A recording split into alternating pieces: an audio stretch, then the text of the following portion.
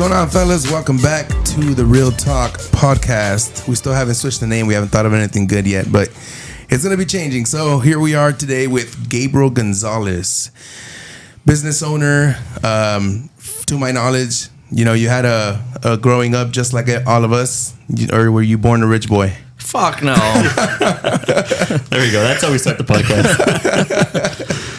So, you know, just came from a background just like us, you know, traditional family. What part of Mexico are you from, bro? From Michoacan, actually. Michoacan, okay, Yeah. cool. I was born out there. Oh, you were? Yeah, I actually just got my residency about going on 6 years ago. Oh, hell yeah, so man. I need to become a citizen before fucking they take me out of this fucking country. Because you want to vote? Nah, that shit ain't gonna do anything, man. You know. Oh man, so this is a great start. Honestly, let's go ahead and hop right in, dude. So, what kind of business do you own, and what kind of services do you offer? How'd you get started? Let's just dive in, dude. We'll go whatever route you want to take. Well, first of all, I want to thank both of you guys for inviting me onto the podcast. You know what I mean? First podcast. I've had many people. I think I've had like 4 or 5 people ask me to be on their podcast. And it's not that I was relentless or didn't want to do it or anything like that. I just, you know, I was like, fuck it, why not? And you guys are my customers, so, and I like to keep everything local, you know what I mean? So I want to thank you guys for actually bringing me on to the podcast. Thank you for being here, bro. So basically, I own a meat shop. I own a butcher shop, but it's not your traditional butcher shop. It's more of a high-end, more of a boutique kind of, you know, bougie kind of fucking meat. I have the traditional, you know, Mexican cuts, carnicerias, you know, you come in for your carne asadas, you know, you have tu pollito and get your hot links and the salsas. I have all that. And then I also have steaks, you know, the prime grade stuff, you know, which is American grade, all Angus. And you jump into the, you know, premium stuff, the stuff that's imported from Japan, from Australia. So it's a little bit of a different shop, but there's nothing like it in Kern County. And I say Kern County because it's the fucking truth, you know what I mean? And if there is a couple here and there popping up, I mean, they got the idea from me, obviously, you know what I mean? I was gonna ask that. So, where did you get the idea from, and like, who's like the runner up? If you had to say, not you don't have to say a name, but is there even a runner up? Like, okay, well, they have good meats. They have, because you sell some crazy shit. Like, what is it? Like alligator, crocodile, alligator, or something? Yep. Like, is there bison, everything, right? Is there anyone else that sells that kind of stuff out here? Honestly, that I know of, no. There's people that do try it, you know what I mean? But they don't succeed. Or, you know, just, it's hard, man. It's a hard business to dive into because you're talking about something that's over $30 a pound. Yeah. And your average Joe is not going to go in and spend fucking $30 a pound on anything, give or take, you know what I mean? It's just the masses are used to the regular shit. Yeah. And my clientele is very, very minimal. And it's hard. It's just a very hard business that I'm in, and I've learned to master it. How? Fuck, I don't know. It's a much smaller customer base, right? Than 100%. Yeah.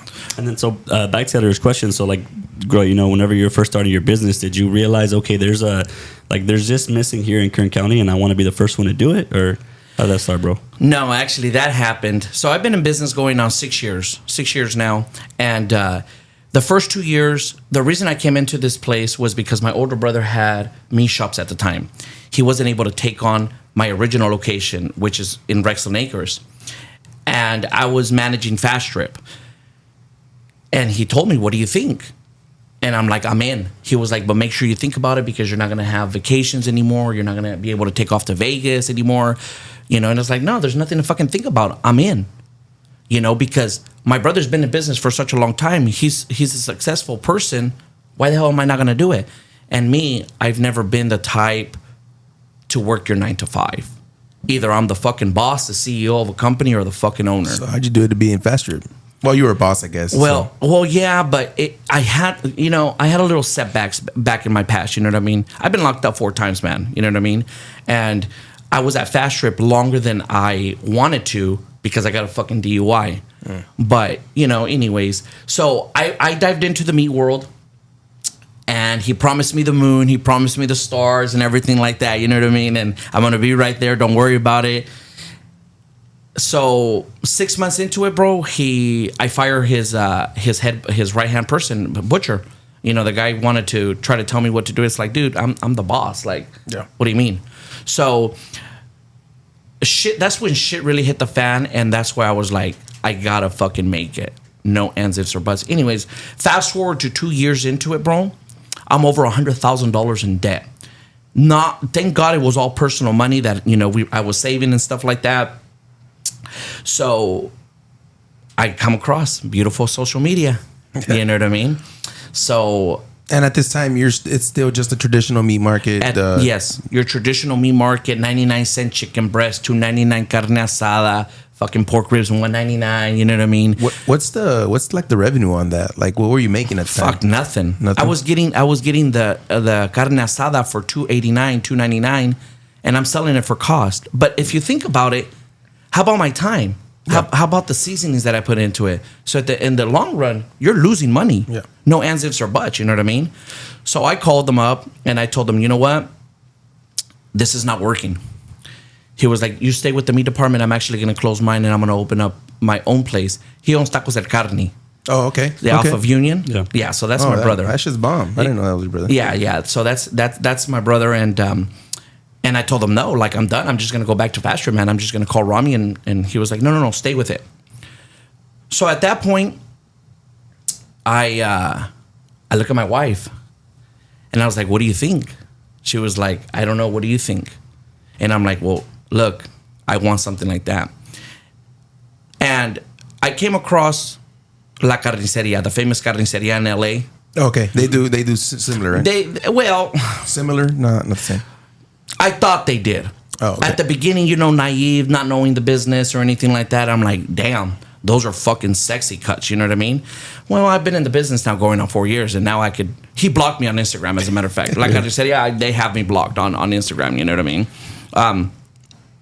So I looked. It took me about a year, man, to get that Wagyu inside the shop. Oh, anyways, hold on, backwards. So I told the wife, what do you think? She was like, whatever you think. And I'm like, you know what? I was 26 at the time. So at this time, you said you're $100,000 in debt. I'm already, yeah. No income. No income. Does your wife work? She does. Okay. My wife's a therapist. At the time? Yes. Okay. At the time, she's a therapist. She was holding it down. As a matter of fact, she held it down for a very long time. And people always ask me, how is it that you drive a nice Audi working at Fast Trip? And I'm like, my wife has got money. I married into money. You know what I mean? That was always the thing. And it was the truth for a very long time. She was always the breadwinner, So she was like, whatever you think. And I'm like, you know what? Fuck it. Let's do another 100,000. Make me or break me at this point. You know what I mean? Because... well, I'm 26 at the time because I was 24 when I had the business. 26, I'm like, we're still young enough to be able to recover that money, right? She was like, all right, whatever you say. So went in balls deep, man, just fuck it. Took me about a year to get the Wagyu. When I was able to obtain it, I got 1 case of ranchera, man. Now, is it, I'm pausing real fast. So was it hard to get it because there's not a lot of distributors for it, or why? Just political, or? It's a little bit of everything, but more than anything, when I would call these, the companies that I've seen the Wagyu. They would say, Carniceria Gonzalez, who? What? Where? Oh, you're in LA. No, I'm not in LA. I'm about 2 hours away from LA. They're like, oh, we're sorry. You have to contact, this distributor in order for you to get it. So it was always that hurdle, you know what I mean? Yeah. And it's like I would call the companies and then I would ask them, and a couple of times I would get foreigners on the phone and it's like I wouldn't really understand them. And it's like, fuck, this is so aggravating, you know what I mean? So finally, I was able to get it through one of my reps. And he was like, I can get you, but it's not what you want. And I'm like, fuck it, bring it. Let's see what Wagyu is. I wanted the Australian stuff, but he was able to get me the American Wagyu. The Snake River stuff. So what's like the levels? What's the best Wagyu and the cheapest Wagyu? Well, it's not. I mean, people always say the most expensive wine, the most expensive champagne, the most expensive tequila, and the most expensive meat is the best, right? Well, I mean, it just depends on your palate. Like the premium, the original stuff is the Japanese Wagyu. Okay. You know what I mean? But I guess that's what my question was like what when someone says Wagyu, what's like the Wagyu? Well, Wagyu stands for Japanese cow. Did you know that? No, I didn't. Yeah, Wagyu stands for Japanese cow. Gotcha. So the origin of Wagyu is from Japan. And mind you, this has been around for 200-300 years. You know, Wagyu's been around for such a long time. It's just that the internet, you know, Instagram and everything. Blew it up. You know what I mean? Now, you think it was always that expensive? Because I heard they like fucking massage the cows and shit. Is that true? You know, to a certain extent, it's true. But it's just that they take care of their animal. They take care of it like it sounds bad, but a mascot. You know what I mean? Yeah. And then they're going to go and slaughter it because they're going to make an income from it. But they, in essence, they do. They take care of it. You know, they even say that they put music. Some of them drink the wines and, you know, the beers and stuff, the sakes and stuff. So, you know, they just take care of their cattle really, really good. But the thing about Japanese Wagyu, melt in your mouth, beef butter, it's so hard to describe on what it really tastes like. All I could basically say is try it, and it's going to melt in your mouth, literally. And if it's not out of this world, I'll give you your fucking money back. No ands, ifs, or buts. You know what I mean? But that is the origin of Wagyu, Japan. Australia has mastered it so fucking well that, in essence, it's like 50% beef, 50% fat, but not necessarily because because there's a crossbreed and then there's also a full-blooded. All my stuff is full-blooded. So it's 2 Japanese cows in Australia that you can't certify it like you do on the A5 because it's not original, you know what I mean? But it's so damn good that you still get that bite, that texture, that flavorness, that melt in your mouth sensation, and you actually get to enjoy it. Versus the Japanese stuff, you eat 4 to 6 ounces of it, 4 to 6 ounces, so not even a half a pound. Yeah. You're overwhelmed. You're just like, oh, like in food coma, kind of. Oh, really? Yeah, the Japanese stuff is very overwhelming. It's really, really good. But honestly, the only way I could finish it is on a tortilla. I was actually going to ask that. So not too long ago, I went to your store and you didn't have regular tri-tip. You only had Wagyu. Uh-huh. And we get it cut up for tacos and shit. We're just used to that. We're like the primo steak. We're Arvin boys. Okay, yeah. So I got it like that, and it was obviously really good. So I was trying it by itself. Uh-huh. But like I've always said, once you put it in a tortilla, salsa, guacamole, it's the same thing. Like it. You know, like might as well, my perspective, have just got a regular tri-tip. Yeah. I think Wagyu, in my perspective, is like you're gonna cut it and just like and just salt, you're right? gonna Salt and pepper, like, and that's like it. Salt and pepper, no freaking lorries, none of that. Just taste the meat. That's what it's for, right? Like, well, 100%. You know what I mean? And like you said, you know, Adrian said it's salt, garlic, pepper. Me personally, if you're paying over $20 a fucking steak, and you got to drench it in this and that and fuck this, and I mean, the fuck was the point of paying $20 for that steak then? You're tasting the seasonings, exactly. not the You're meat. tasting the seasoning, and don't get me wrong. I mean, whatever floats your boat. If you want that shit, no problem. You know what I mean? But I can't bring myself to paying, you know, $100 for a steak, and I still have to go put butter on it. I gotta go put herbs on it. I gotta go put this on it. It's like, the fuck's the point of that? You know what I mean? Yeah, it's like buying a Gucci shirt and just customizing it or something. That's it. Buying a Gucci shirt and putting a sweater over it. You know, I mean, it's the same concept. And I tell people all the time, it's like, you need to try it just with salt, garlic, pepper. Or a little bit of salt or just pepper. That way you could really can tell the difference between the beef. And trust me, 95% of the customers that come into the shop, that's how they try it. And the only thing that I actually marinate in the shop is the carne asadas. The regular meat? The regular meat. But the Australian stuff has got the chuck roll as well, the diezmillo. Okay. And then we also have ranchera. So people prefer that, you know, with the regular carne asada seasoning, which is not bad. You know what I mean? But everything else, bro. I'm not going to lie, dude. Your guys' seasonings for like the regular, not even the Wagyu, just like your regular meats, that freaking amazing, bro. And you know, I tell people all the time, when you're a first timer, start off with the prime grades. Start off with the Angus line. You know what I mean? Start off with the Angus line so that way you could really tell the difference between the meat here and anywhere else. Than anywhere else. Of course, work your way up to it, right? To really see the different quality and all the different meats. Yes. Yeah. That is the proper way, I think, to experiment. But people always want to start off with the A5 right away. Boom, I want the A5. And then they overcook it. Well, I think though, because you know, whenever people think of Carniceria Gonzalez, they're thinking high end bougie shit. They're not thinking like, I'm gonna go there and buy tri-tip, like cut up or whatever. You get what I'm saying? Yeah. If I want what is it called? Iron steak, I'm gonna go get it at a regular store or whatever because it's the same thing. They don't think that, okay, even if it's not Wagyu, it's still better. Like the quality, the cuts. Like, dude, I'll be honest, and like I've gone plenty of times And you need to open up the Southwest, bro, because you're far. So that's the plan. I would love to go to the Southwest. I just want to establish this one first. I drive all the way over here. I mean, it's not like it's a 2-hour drive. It's a 25-minute drive. But what I'm getting at, though, is I drive over here to get meat because I know, like, I can get the same cut, essentially, but it's not the same cut, nor is it the same quality. And the reason why that is because the American standard has actually 4. It goes no roll, select, choice, upper choice, and prime. I mean, there's 5, but so no roll, select, choice, and prime are the American grades. Prime being the highest. Prime being the highest. That's all we carry at the shop. So that's for regular Angus. You said, that's right? for my regular Angus line. Okay. Yeah, it's top notch stuff. It's a little bit more expensive, yes, anywhere from $1 to $5 difference per pound. You know what I mean?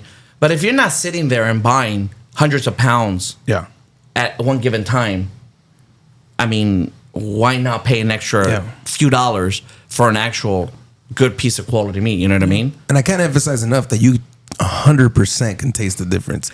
Like it's crazy how dramatic the difference is between really the meat that you sell at your store and anywhere else that I've bought it. And it is, man. You know what I mean? And I wish my raza would understand that. Yeah. Because you still have the old timers, or los mexicanos que, not just them, but everyone, you know what I mean? Meat's meat. It's not meat. Meat's meat. Well, then go to Vallarta. Hey, what you need to start doing is putting the price sticker on the bottom, because every time I barbecue from your store and you give me the little tray, my father-in-law and my dad get there and they'll be like, "What the fuck? You paid this much?" Like, dude, mind your business. I paid for it, not you. A lot of my customers, they tell me that the same thing is like, "Hey, don't put a price on it," or "Hey, just put it on the bottom." Yeah, because they'll invite people and then the same reaction is like, "What the fuck?"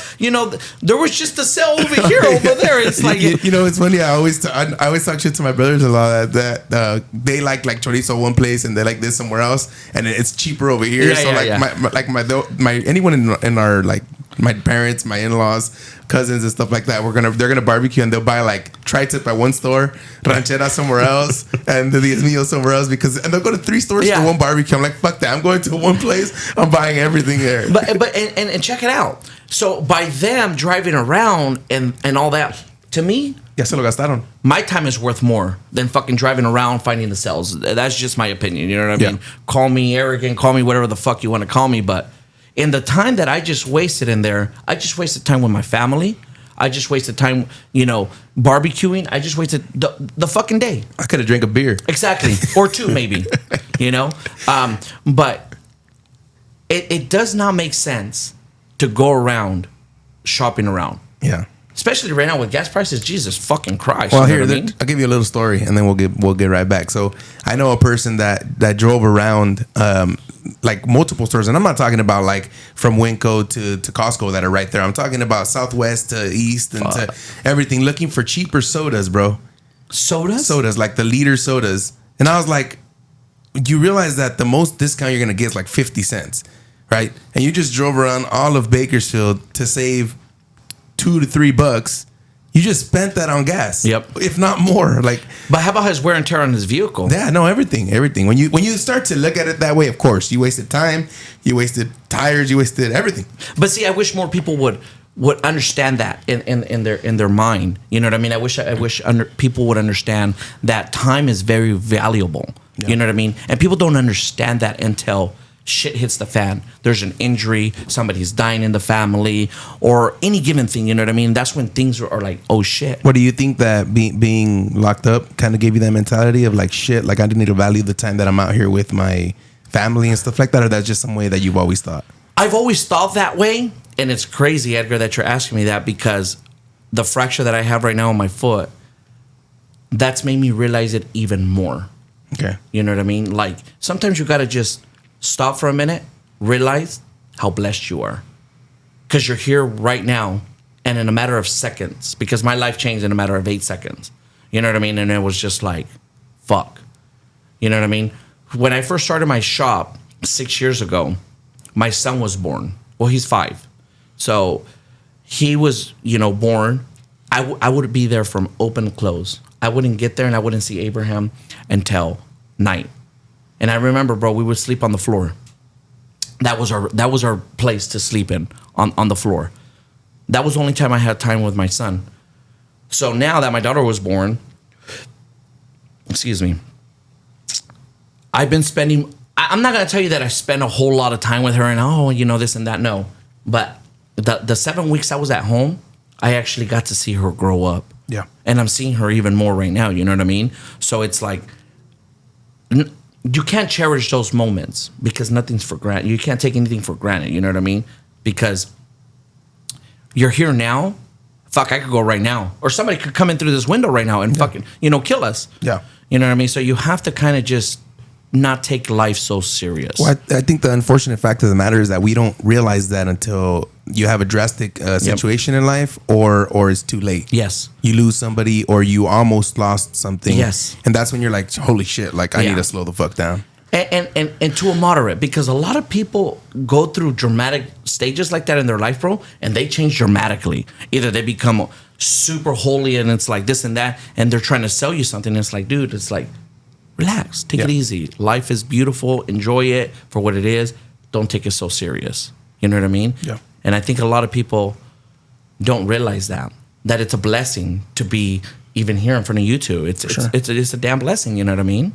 And you don't, and like we just said, like you don't realize it until, let's just say something, God forbid, were to happen to one of us on the way out. And you're like, holy shit, that was one of the best things that had ever happened, or whatever, like, yeah. And so. I think I just want everyone to know too, on and off camera, this is how Gabriel is. 'Cause I remember when I was in the shop buying meat, you were just kind of having a conversation with me, and you told me the same thing, right? That whatever in life has happened to you, and especially what's going on right now with your foot, that it was a blessing, and that you're trying to look at it through a positive light, and how kind of has opened you up, bro. So 100%, you know what I mean? Because I don't know, why be someone off camera and not be who you are? It's like, this is who I am, and for business, maybe it's good, maybe it's bad, but I don't give a fuck. No, but I mean, honestly, bro, it's. Some people will see your business like, what do you have on your wall? Like, oh, let's fucking go. Yeah, let's fucking go. Somebody will probably walk in like, this guy's cursing. But I don't need you in my fucking story. I don't need the Karens in my shop. I really don't. If you're a Karen, don't even bother. Or if you can't, I don't have any customers like this recently where they go in and it's like, oh my God, you're so expensive. And I am that asshole that will tell you the door's right there. Vallarta's about a mile away. You're more than welcome to go and bargain shop. This is not a bargain shop. I'm for sale, not on sale. That's just my sitting, my. It's a bar, bro. That's a bar. He's like, what the fuck was that? So, and I am that guy. And I think I made that clear back when I was in Rexland. Because a lot of people would come in and it's like, damn, well, what's the difference? You know what I mean? It's like, you have to try in order for you to even comment it, because I'm not going to go to you and tell you, you know what, Edgar, what do you charge an hour? Yeah, I charge $100, Gabe. Okay, well, how about if I give you $75? You're not going to like that. No, for sure. You know what I mean? So I think people need to understand that just as much as they're worth whatever they're making salary, hourly or whatever, my time is worth something too. Yeah, for sure. You know what I mean? And I think when you become that guy that's not bargaining, like, in here, we're all business owners, and I'm sure you surround yourself with business owners as well. And so when you're not the bargaining guy, when they go and solicit your service, they don't bargain you. Versus if you're the kind of guy that's like, hey, Gabe, well, I'm gonna buy 25 pounds. You mind giving me a little discount? Well, even if, let's just say you say yes, yeah, I'm down here. You go. Well, now when you buy something from me, you're like, well, you remember that. I'm not saying you would do this, but it's easier for you to do that. It would be like, hey, well, fuck, I hooked you up, hook me up back. You open up those doors. That's why if I go get a price from somebody and I think it's too expensive, hey, dude, thanks, appreciate your time, but I'm good. I'm gonna go. I'm gonna look for a round or whatever. Nothing wrong with that. 100%. You know what I mean? But if if it's fair, and then I'm honestly the type of guy, I was literally talking to you guys about this yesterday, or I don't know if you were there yet, but I'm the kind of guy, dude, that will be like, okay, this nobody that I just met is gonna give me this service for this amount of money. I have a cousin who does it. Hey, dude, match the price, or even if you're a tiny bit more expensive, I'll work with you because your family. I'd rather, like you said, I work with people who work with me. And that's the first thing I told you, huh? It was crazy, for sure, you know what I mean? Yeah, so it's like, and that's why I didn't, whenever you told me like, no, I was like, no, I get it, because that's how I think too. That's 100% my philosophy is, I work with people who work with me, and if I can give you my money that I'm gonna give to somebody else anyway, I will, right? But if you're kind of taking advantage of my niceness, because that happens too, bro. All the time. All the time. If you're gonna take advantage of how nice I am and like how, and dude, I go through these little rampages in life where you seem like you talk to your wife pretty much about everything. No, not really. Not shit. I was wrong. At least the appearance is there, bro.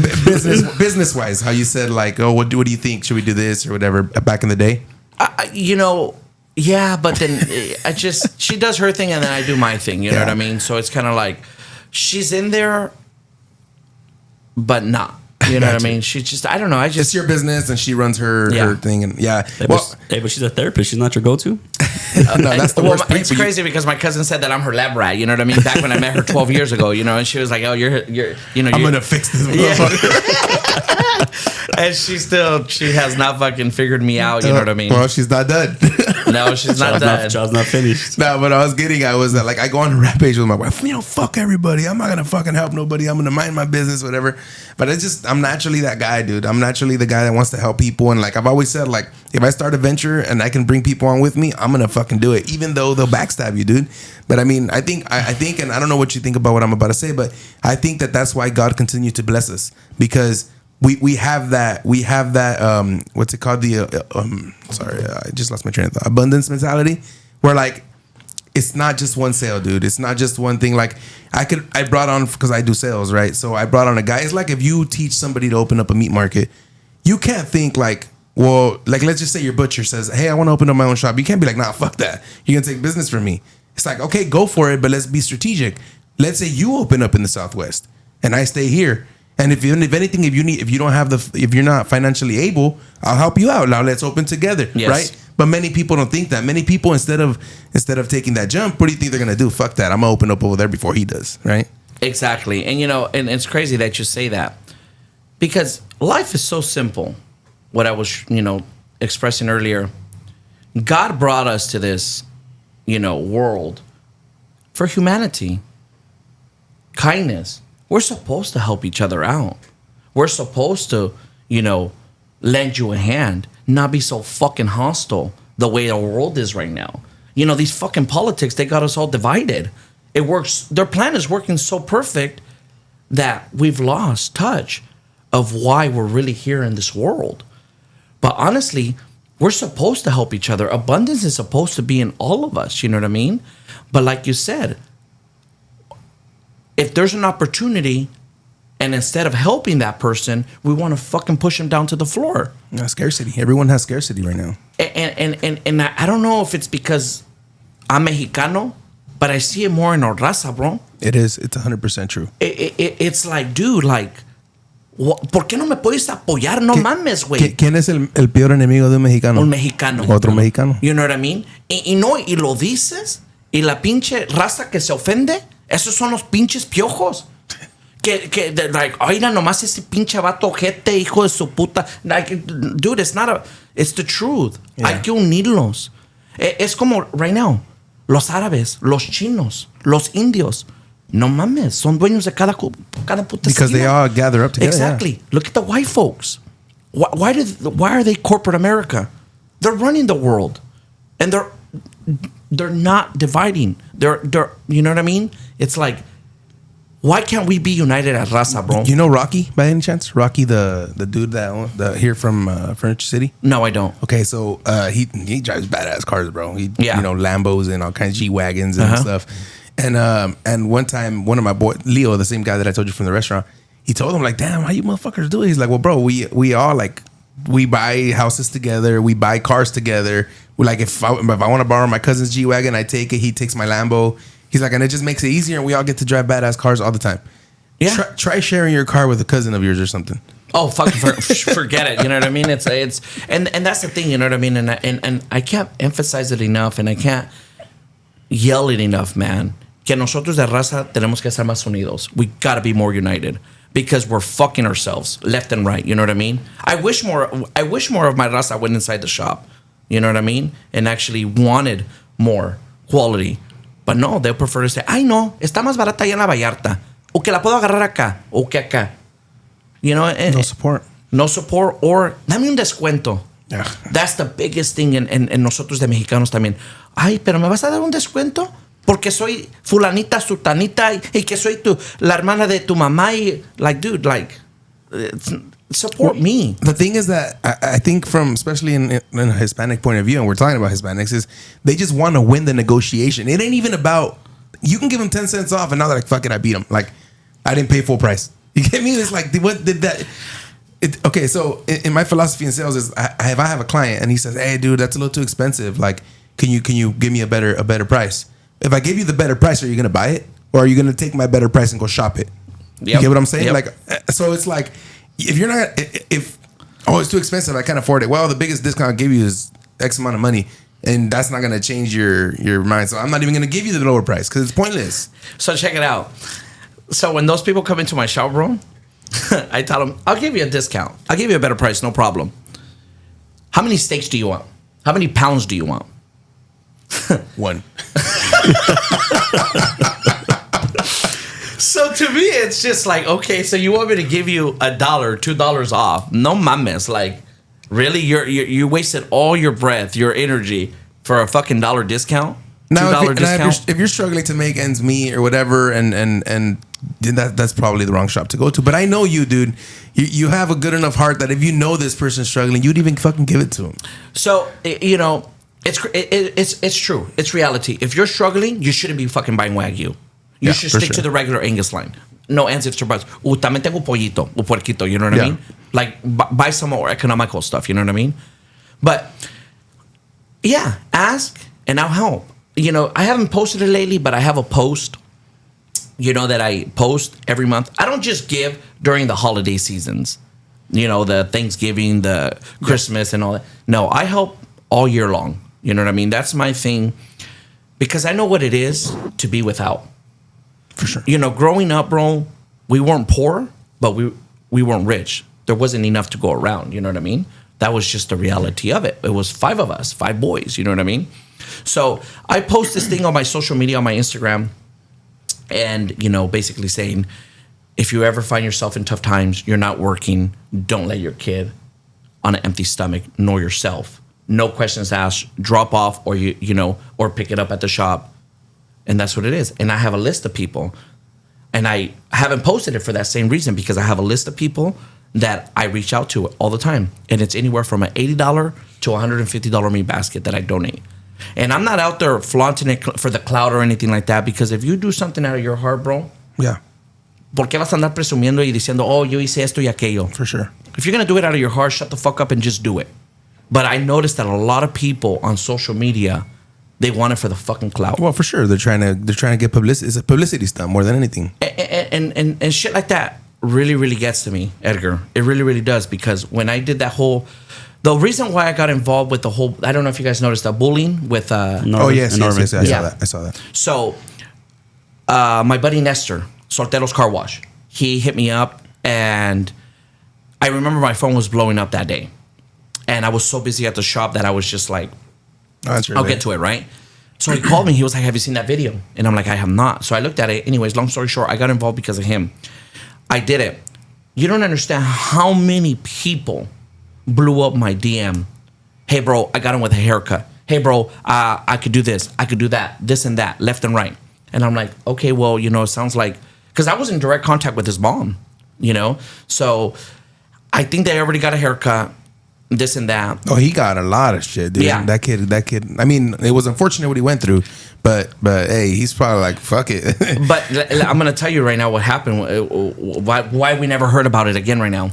And so... And I would write back to them, you know, right now, honestly, the only thing that I'm looking for is monetary help. You know what I mean? So if you could do a donation, that would be better, because it's going to go directly to the family. Here's my Zelle, or you're more than welcome to drop it off at the shop, right? So, así estuvo. And then a lot of them would say, on the next thing that you do, let me know, Mr. Wagyu. I got you. I just did a turkey drive. We ended up donating 57 turkeys to less fortunate families and anybody that needed it, right? They would pick them up at the shop. That was pretty cool, you know what I mean? So I posted it, and I was like, all right, business owners, small business owners, and, you know, people that reached out to me, Now is the time. You guys are more than welcome to go get turkeys, drop them off at the shop, or you could do a donation. I could order some more turkeys, right? Ask me how many of those fucking people reached out to me. No, Zero, bro. But I had 3 customers that actually donated. Customers, bro, that don't even have business or anything like that. That actually went to go donate some turkeys.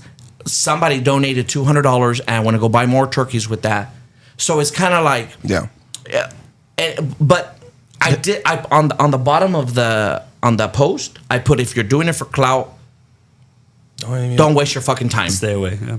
You know what I mean? Because a lot of those people, that's what they fucking want, man. And it's crazy how people live off of this shit. Yeah. People are married to the fucking phone. People are married to the clout. Like, they want to be that instant gratification. You know what I mean? It's like, I don't know. You know what I mean? Yeah. Well, here's, we said we were going to mention this in the beginning of the podcast, but we're on the topic. Why don't we give away 5 full, meals, something like where they'll go to your shop and you'll give them a tray with $100 worth of, like a meat basket. You said, right? Okay. We could do that. Obviously, we'll do Angus. So it could be more because if you give $100 of Wagyu, that would be one little steaks. Yeah. Let's do it. Yeah, let's do 5. But I don't want to, like you said, if we're gonna do this, let's do it for somebody who really needs it. Let's do it for Christmas Day, or are you gonna open Christmas Eve? No, I'm gonna be open both days, Christmas Eve and Christmas Day. Okay, so let's do it for Christmas Day, where the five people send us kind of like a little. If you have a cousin, a friend, a brother that, lost his job. Because a lot of times, dude, and I'll be honest with you, if I was in that situation, I don't think I'd tell people. You get me? Like, well, it's embarrassing. Yeah. Like, I think it's an ego thing, huh? 100%. Yeah. So I don't think that I would like be, hey, Gabe, like, I'm struggling right now, bro. You mind hook me up? It's just a thing that, like, I don't know if I would do it. And I'm sure I'm not the only person that thinks that way. So if you have a family, friend, brother, cousin, sister, neighbor that just recently went through something, you don't even have to give me the details. Yeah. Just kind of, hey, this guy would really, benefit. He'd really benefit from this. Really appreciate it. So. And if we get enough feedback, then we'll do more than 5, maybe. Yeah. I'm down. You know what I mean? We'll do 5 trays, $100, so $500 worth of a giveaway. Let's do it. It's actually a cheap giveaway. My giveaway I know. usually My giveaway is usually over $1,200. Yeah. Well, if we get enough feedback, like I said, maybe we'll do 10. We'll bump it up and we'll see what we do with that. Awesome. But yeah, man. So I mean, it's great what you've been doing. I see you always doing your giveaways, and I mean, people can call it what they want, right? Like I saw somebody else doing a giveaway, and I'm not gonna say names. But you know how you gave away a grill and you did all kinds of stuff, and I saw somebody else do something similar, but they wanted like to tag 1,000 people or some shit like that, and it's like, okay, I get what you're doing. Who was it? Nah, no, but they knew who they are. Yeah, but no, I get what you're doing with that. Like, hey, tag this because you want to grow your social media too, and you want to. And that's not a bad thing, right? Like now, it's free publicity. Exactly. And social media now is the new newspaper, the new news. Like going on the news, we both did the same thing that one time. I mean, it got me some traction, but it wasn't like real traction. Yeah. It was people that were hitting you up for the giveaway and then unfollowed you 2 days later, right? Yep. So like if we can get real social media growth organically instead of, fake profiles and shit like that, then I get it and I don't mind it, right? But if you're just come on, like you got to be fair too, But I see what you're doing, dude, and it's great. Like I'm sure sometimes the winner of those giveaways doesn't even have words to like describe how grateful they are for it. It's the truth. The last one actually that just walked in, man, that just won that grill. I want to say his name was Frank.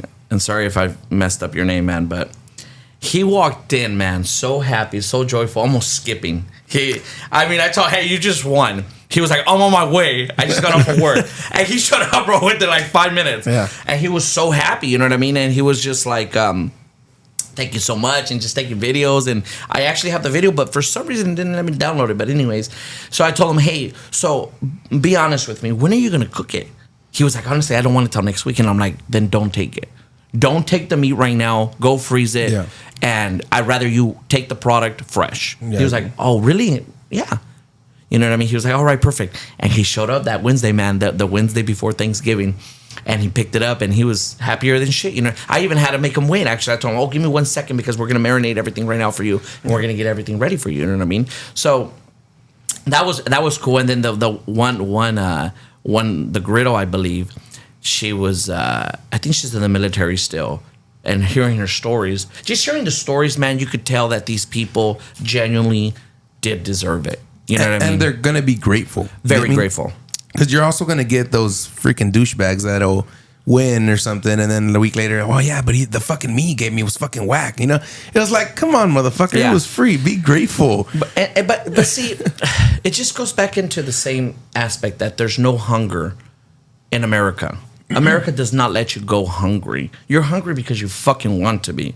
As a fucking immigrant, man, the reason I think that we're very successful is because we're hungry. We know what it is to not have. You know what I mean? And here in America, all you have to basically do is go to the welfare department and ask for assistance. You know, go down to the unemployment office and say you're not working, and they're gonna give you a handout. If not, there's other assistance programs, which is not bad. Don't get me wrong. I'm all for assistance. When you need it. When you need it. I know a lot of people, man, that milk the system. And I kind of want to bet you I know more. Probably. That's the sad part. That is the sad part. You know what I mean? And then you sit there and think, it's like, well, why is it so fucking expensive to live in California? Yeah. That's one of the reasons. Because our politics want to sit there and hand out a bone. So the masses don't rise up and don't tell them anything. You know what I mean? Because all these politicians are worried about is re-election. Yeah. They don't give a fuck about me or you or anyone. They care about their fucking re-election. Both Republicans and Democrats. You know? So, and you know... And for the radical, from both sides, those are a bunch of privileged motherfuckers. Yeah. That, you know, mommy and papi take care of them. They're guaranteed a salary no matter what. So that's why they go on rampages, this and that, and, you know, rights for here, rights for there. It's like... And then they get into office or get reelected and they'll do shit but take our water. You know, and resell it to us. Yeah. You know what I mean? So it's... I don't know, man. I think our political system... I think if we go that route, we'll have a 3-hour podcast. So let's get back onto the business side of this. You said you said that one of the biggest struggles you have as a business owner is hiring like good employees, right? Yes, finding work ethic.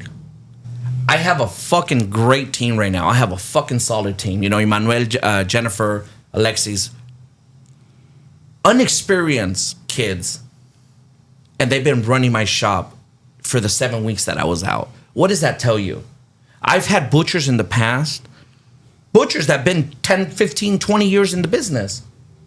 Man, I had so many fucking headaches when I had them as workers versus right now.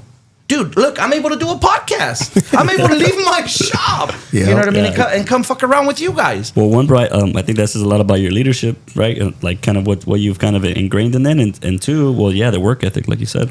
Now, in the subject of the work ethic, are you pretty competitive with the pay? Like, are you just like, because that's one thing that I would assume someone gets there and they're like, well, and I'm not saying this is your scenario, but they get there and like, well, you want me to do all this shit and you're going to pay me minimum wage. I doubt you're asking for anything like that if all you want is for them to work hard, right? I just want them to work hard. And, you know, when it comes down to money, I don't think money is an issue. I think I'll give you what you deserve. You know what I mean? I'm not saying, what's minimum wage right now? I think it's like 15. 15? I want to say it's like 15, 16, yeah. So, okay, so... Holy shit, how did we get a 16? I remember it was fucking starting at $7.25. That's what I'm saying. What you know the what I mean? fuck? And I remember fucking gas being $1.99. Yeah. So, I wouldn't say I'm competitive because technically, I'm not a butcher shop. You're not going to be there rotating que el puerco. You're going to be rotating, working the meat the way carniceria is. You're not going to be in chinga. More than anything, you're going to be there for customer service. Hi, good afternoon. How you doing? Thank you. Have a great day. If you can't do that simple thing for me, I don't fucking need you as an employee. Simple as that. I go to Jack in the Box nowadays. Fuck, they don't even greet you. Yeah. Yep. There's no customer service anymore, and I think that's my leading force. But I would say that I pay my staff pretty well. Yeah. Can I do better? Fuck yeah. Well, of course, but that can also be a double-ended sword, though. That can be like, well, I'm fucking working here, making X amount of money a week, and this food doesn't really ask much for me. Fuck it, I'll be lazy. Yeah. And it happens subconsciously, right? But that can also be a thing of paying people what they don't deserve. Yes. But I remember working, and you had to win. your hours, and you had to win your pay. That's just the way it went. For sure. You know what I mean? So, but my staff, I mean, they're fucking tremendous. You know what I mean? Now.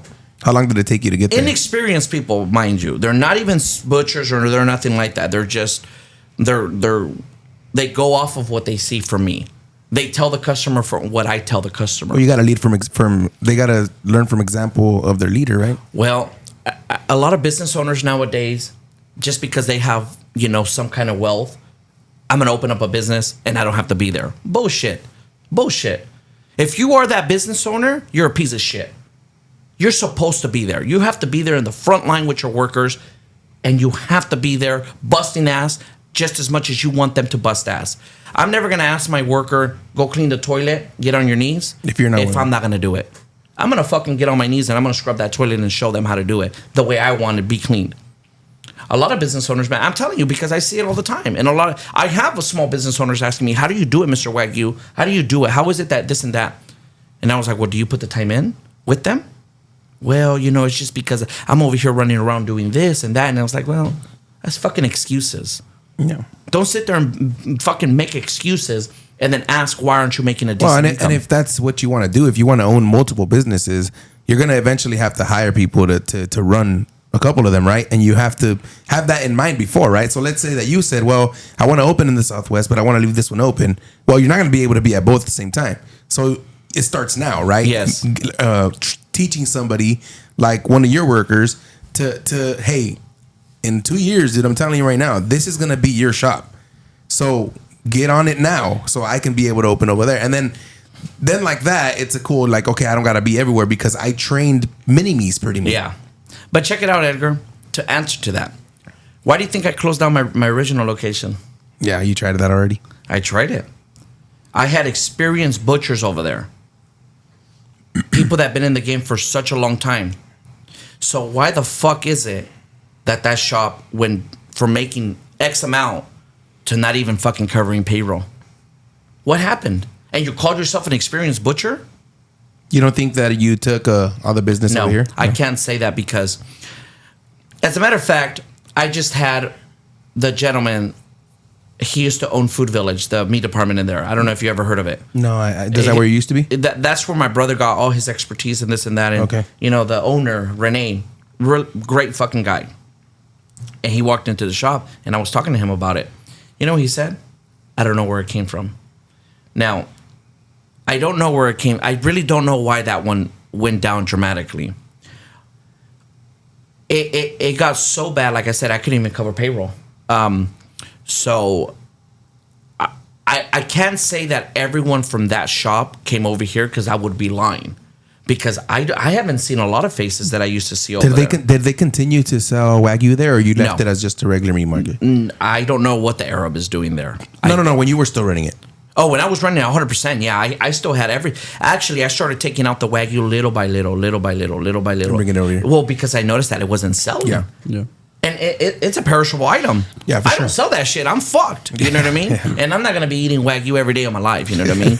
So I started noticing it. I'm like, damn, And I had one of the employees tell me, well, maybe you should come work over here 1 week and work over there 1 week. And I'm like, so what the fuck's the point of that? I'm going to be over here 1 week, sales are booming, and then my new location is going to suffer, and vice versa. Yeah. It was like, it's in your job description to continue. Yeah. You know what it takes to be a business owner. You see me, and that's actually one of the reasons. That's why I say I have to establish this one so 100%. Good before I could even go anywhere else. Flawless. 100%, But I kind of question if that would ever happen. Why? What do you see when you go onto my Instagram? What do you see? You see me. Yeah, I was going to say you don't. I don't know what you were asking. You go into other carnicerias pages. You don't ever see the face of the... You should get a statue made of you, bro. I already have a painting. But they walk in, it's the first thing they see. They're like, all right. He's one of those the Santa Clauses and Lowe's that shakes people's doing the Wagyu shot. Oh, Dad. Oh, shit. But I tried that. So but right now, like I said, I was out for 7 weeks. Business ran great. You know what I mean? It was phenomenal. So I kind of want to know why. Why did that shop go down so bad? I went in there the other day. Actually, I had to go pick up some mail from that location, and he's done some upgrades and stuff like that to the store and everything like that. He's try to make it better. Sure. But I don't know why that store went that bad. Not even when I first started my business. It was dramatic and fast. Yeah. Yeah. You think maybe stealing? I went from selling $100 a week, hypothetically speaking, $100 a week to $2.50 a week, $2.50 a week. Oh shit. Yes. And how long? So not even half. Not even. And how long? In a matter of 2 months. Oh shit. Bad. You think? But from selling, but do you do some type of inventory to was anyone stealing from you or anything like that? No, and that's always the first thing that comes up to your mind, a business owner. Yeah. You know what I mean? It's like, hey, are people? No, I would go into the walk-in and I'm like, well, fuck, Everything's still here. I ordered fucking 10 cases and the 10 cases are still here. Well, then that's maybe something that you need to work on in this shop is establishing something that's, what do they call it? Kind of like a sellable business, to where because right now clearly you were the image. Yeah. So you left there and the image is gone. So now it's just a regular ass meat market. Yeah. Right. Now the thing too is that you were inside of a store, so it was just a meat True. thing inside of a different store. And I was in the boonies, you know what I mean? I was like, at least now you have your store, right? So that store is gonna have a style. Your So brand, now, your image, so everything. now you create the brand of Carniceria Gonzalez instead of Mr. Wagyu. Yeah. You get what I'm saying? Yeah. Because that'll be easier for someone else to run, or you just hire someone that looks like you. yeah. But you know what? I think that it's crazy because I just had somebody tell me the other day, it's like, the reason why your shop ran great for those 7 weeks that you were gone, Gabe, is because you did it the right way from the get-go. And I'm like, let me stop you there. I didn't. I was struggled the first 2 years. The last 4 have been success, yes. And I came into success probably the last 2.5 years. You know what I mean? That's just when I just started taking off, But he said, but you did it right. You turned around and you did it right. So now you sell a product that sells itself. Yeah. You don't need to be there. And it's the truth. You know what I mean? It's the truth. And I think if I were to give it Another run? no, I think if I would give advice to another small business owner, somebody that's starting to start out, do it right from the first time. Don't cheat yourself, and don't fuck your customer. Because the moment you cheat your customer, fuck that customer's gonna know. You know why? Because of social media. They have a phone in front of their face that they can look up right away. So if you're trying to get rich fast, you're not gonna go far. Well, that's many people's problem. Again, we go back to abundance, right? They don't have abundance, so they think I gotta make as much as I can as fast as I can, which is not a bad theory. Just do it the right way. Yes. Okay, yes, I need to make as much as I can, so that just means that I gotta have a shitload of customers. Yep. And how do I get a shitload of customers? Is by having good quality, right? Because everyone thinks cheap. Okay, if you're cheaper, it doesn't make you better. People eventually buy your product and are like, well, it was cheap and all, but I'm gonna go somewhere else. Yeah. Right? Versus you have quality. They might not come to you as often, but they'll tell their friends about you.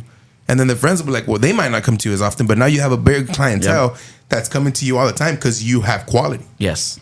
And one customer of mine will sit there and replace 10 Yeah, exactly. volume customers. I'm in the business of quality, not quantity. For sure. You know what I mean? And that's what I came to realize, that one customer will literally shop for 10 customers. And that's the line of... It's because you got those white boys, bro. I'm going to be honest with you. I don't know about that. I mean, a lot of people ask me, well, who is your clientele? Is it the white folks? No. It's probably the more modern Mexicans, it is. Right? It's the pochos. It's the people that have some knowledge of the internet and wanting to try different stuff. Now, the white boys that do come into the shop, though, they are around our ages, and they want something good. They have some sense of a great job. where they're not making minimum wage job. Yeah, that's what I'm getting at. But white people, they're very frugal, man. Let me tell you. Are they? Yeah, they're very frugal. I mean, the ones that do come into the shop, the ones that I have ran into, it's like they want quarter of a pound, half a pound of ground beef. You know what I mean? They're gonna eat. Just what they're gonna eat, just to get through the day. The Mexicano, it's like, oh, let me have 2 pounds of ground beef, please. Okay. Oh, se pasó. It went a little over, ma'am. Oh, make it 3 pounds. Yeah. You know what I mean? That's just the way the Mexicano buys, you know? And but my clientele is different. It's a very unique clientele. I haven't quite mastered who it is, but I could tell you this much. Business owners are my customers.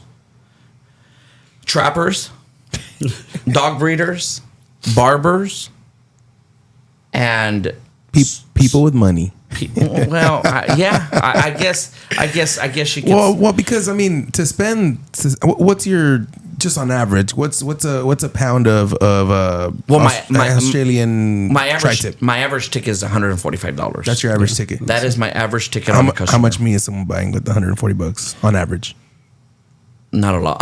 that's what I'm getting at. You see, you go to these other meat markets, and with $140, you're buying what 10, 12 pounds maybe. Yeah, but hey, $145 on the Angus line, you're getting yourself a nice carne asada. You're gonna feed yourself, 15, 20 people. Yeah. Now, if you're wanting Wagyu, well, then that's a different story. For sure. You know what I mean? And again, I mean, if you're buying Wagyu, you must be doing something right in life. My shop is just not Wagyu. It's just that's what I'm known for. You know what I mean? But yeah, $145 will probably get you maybe 2 New Yorks, two Wagyu New Yorks. It'll get you a ribeye, 1 ribeye. But I mean, give me a little discount. But it'll get you some Wagyu Diezmillo, some ranchera. You know what I mean? It'll get you, 4 or 5 pounds, 6 pounds. Hey, I'm gonna be honest. I've never been a huge fan of Diezmillo just because of how it's like falls apart. Me too. But it's fucking bomb, bro. I got some the other day because you didn't have tri-tip. Yeah. Did you get the Wagyu stuff? No, we got the just Angus. Yeah, and it's good, right? Hell yeah. Yeah, you know what I mean? So I just had the Wagyu Diezmillo last night. You know what I mean? Something quick. Pero con tortilla, no? Con tortilla. Come on, bro. So, but it was good. It melted in your mouth and stuff. But it's still not my go-to. You're making me want to barbecue tonight, bro. Some rancheras fire. Some tasajo, the right way. The way you describe meat, I'm like, damn, let's go buy some pounds of meat right now. It's really good, you know what I mean? And then for the people that burn their fucking steak, don't even waste your time in coming here. Shit. Do you burn your? Hell do you yeah. like your shit? Give me beef jerky, well bro. done. Hell yeah. And you're buying Wagyu? No, I'm telling you, when I bought it, I just bought the tri-tip and we cut it up. Yeah. It was just to try it. No, I'm not the like medium rare kind of guy. No, I'm not saying medium rare. I'm saying medium. Medium well. I'll have to try it. You have to, Edgar. I'm telling you that right there is you'll really get to experience what it is. Even on the prime stuff, you know what I mean. On the Angus line, you have to try your steak like that, and it's fine if you want to do it well done. But in my opinion, for what I'm giving you, I think you're in essence, you're getting ripped off. Yeah, for sure. And I don't like ripping nobody off. I like to give you a service. And I only bought it twice. The actual Wagyu stuff. Yeah. One time we bought just the tri-tip, and that one I guess it was between medium and well done. Yeah. It wasn't like fully well done. And then the other time we brought a tri-tip as well, but this time we cut it up like Primo steak. Yeah. So and it was again just to try it like that. But dude, honestly, of course, like. I'm sure Wagyu is amazing and stuff, but the Angus stuff you sell, it's freaking bomb. And that's what I tell people, man. It's like start off with the Angus line. It's bomb. It's good. You know what I mean? Yeah. And then work your way up. But. So, you've been in business. We kind of talked about maybe opening up later, but that's still on pause for a while. What do you see yourself? Maybe even just a year from now, like just still working on that craft, or what do you? I'll still be at the meat world. You know what I mean? I'll still be in the meat industry. You in real estate or anything? You buying real estate? Nothing like that? Not right now. It is something that I do want to start acquiring.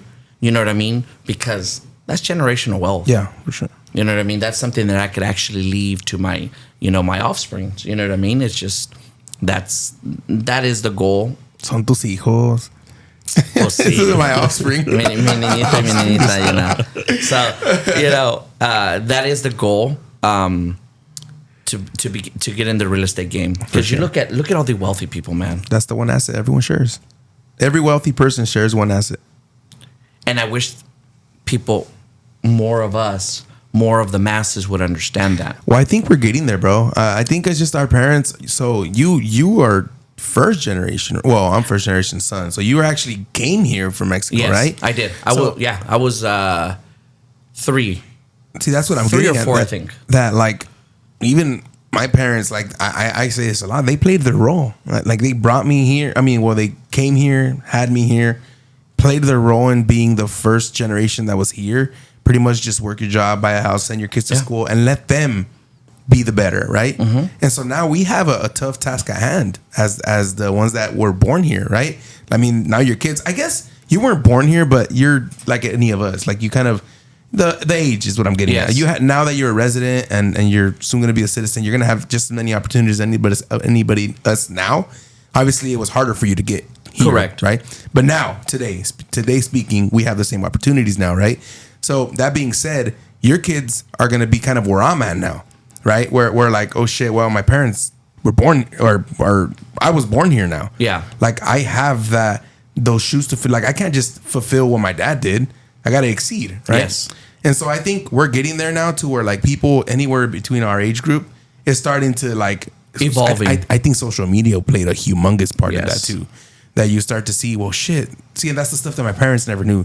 Buy a couple houses because you can give those to your kids. They were just like, fuck that. I ain't going to buy a house, risk losing it. Because that's what everyone thought back then, Fear. right? Yeah. And so now it's like, okay, well, this guy's doing it. That guy's doing it. That guy's doing it. This woman's doing it. You know, whatever. It must not be that hard. And then you start to kind of get into, you buy one and then you buy another. And I think, honestly, the first, so your first investment home is the hardest one to purchase because you're just getting your feet wet. You don't know what you're getting yourself into. Yep. I think after that is just, it's a domino effect. It's Yep. just happening and happening. and you just have to get your feet wet. Yeah. Don't be scared. Like a lot of people right now are scared. You know, the housing market took a shit right now. It's because people are scared because of the interest rate, this and that. But guys, there's no better time than buying right now. Nothing is going down. That's a fucking given. Right now is the time to buy. Marry the house, date the fucking interest rate. Damn, bro, you sound like a fucking real estate agent. It's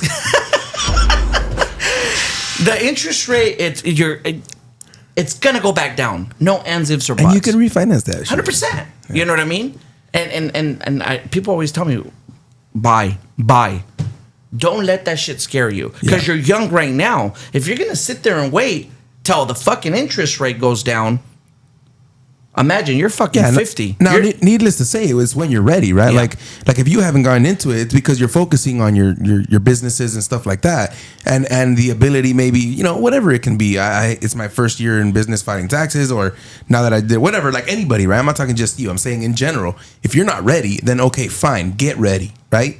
But if you're ready and you're like, well, my uncle's cousin's neighbor told me that, you know, in 2007 this happened. Well, fear. We can sit here and talk about all the differences in the market, or you could just stop being a fucking lame ass and listening to somebody that has no experience about real estate tell you what to do with your life. Well, it's crazy, bro, because when I was, you know, it's always that when you're fixing your papers, los papeles.